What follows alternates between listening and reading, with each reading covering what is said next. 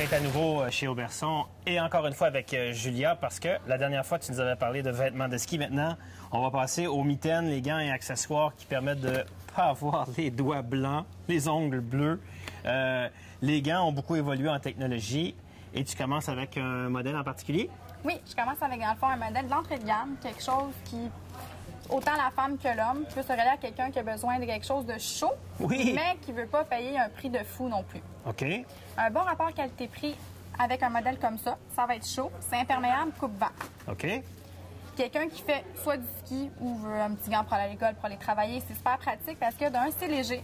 Et quand on dit, pas sans nommer de prix, là, mais on parle de quel ordre de prix entre quoi et quoi quand on est à ce niveau-là, quand tu dis premier prix? Je vous dirais entre une trentaine à une cinquantaine de dollars, c'est un bon rapport qualité-prix. Maintenant, est-ce qu'ils sont faits pour être dans un matériel qui va laisser sortir l'humidité, qui va sécher rapidement? Qu'est-ce qu'elles ont en particulier sur le plan technologique? Avec celui-là, c'est toujours en synthétique. Un entrée de gamme, habituellement, on ne trouve pas vraiment de duvet ou de produits ou d'isolant naturel. Oui. Ça va permettre d'évacuer l'humidité, surtout dans un gant ou une mitaine, c'est important parce qu'une fois qu'on a froid, habituellement, c'est parce qu'on transpire.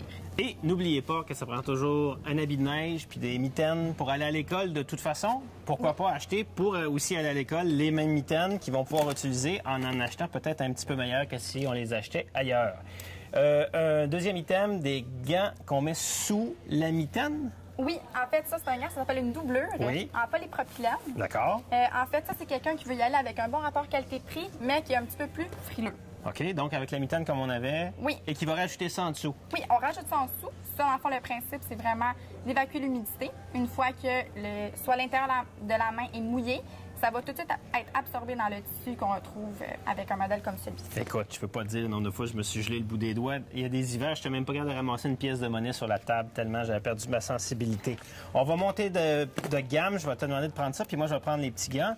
Le fameux gant de cuir, qui est quand même pour les skieurs plus avancés, quelque chose où on sent bien les bâtons dans la main, là. Oui, avec un modèle comme celui-ci, c'est sûr que c'est du cuir.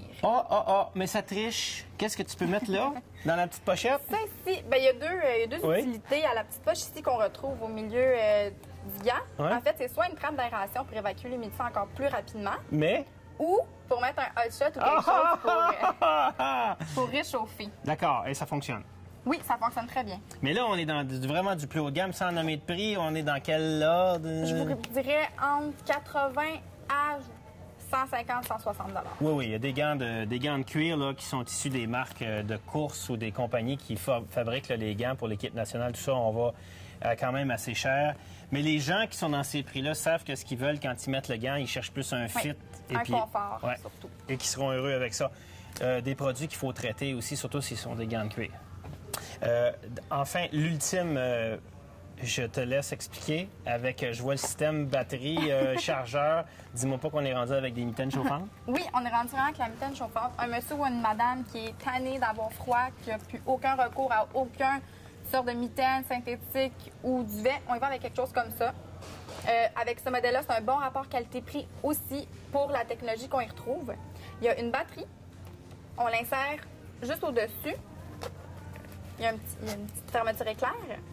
Et puis, pour la partir, c'est sur le pouce. Il y a 3 différentes chaleurs. La chaleur moyenne, je vous dirais qu'elle va durer environ 4 à 5 heures. Mais avec une batterie rechargeable. Est-ce que c'est comme avec les bottes? Il ne faut pas partir à zéro pour attendre d'avoir froid Non. avant de partir la batterie, parce que là, si on est déjà gelé, on est déjà gelé. C'est pour ça qu'ils ont mis vraiment 3 températures. En début de journée, on peut y partir avec vraiment une température moyenne, puis aller plus élevé, ou si on est plus actif, on va baisser la température. Et en ordre de prix, et juste un ballpark, là, on est dans quel ordre de prix? Je vous dirais entre 200 et 300 $ pour un modèle comme celui-ci. Donc, messieurs, en cadeau à madame, hein? Madame, en cadeau à monsieur.